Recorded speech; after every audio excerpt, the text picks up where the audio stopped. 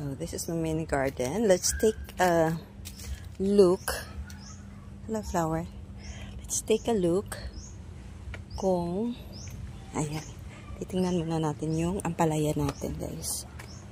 So, last time, may nakita ako rito mga bunga. So, ayan yung bunga niya. So, ayan. May bunga na siya tapos. So, dito naman tayo sa kabila. So, ayun yung sitaw natin. So, ayan, gumagapang pa siya pataas. And then, hindi pa siya namumulaklak. So, malapit na. Dito tayo sa okra natin, guys. Ang liliit pa nila, oh. Pero, meron ng bunga. So, ayan, ayan. Doon sa kabila, meron din.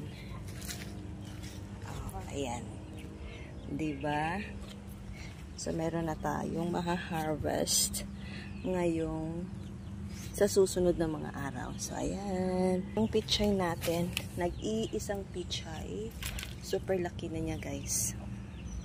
Yung luya natin, tinabunan ko ng lupa yung luya kasi nga nagsipaglabasan na yung bunga niya. So, tinabunan ko siya ng lupa para mag-grow more pa. Lalaki pa yung bunga.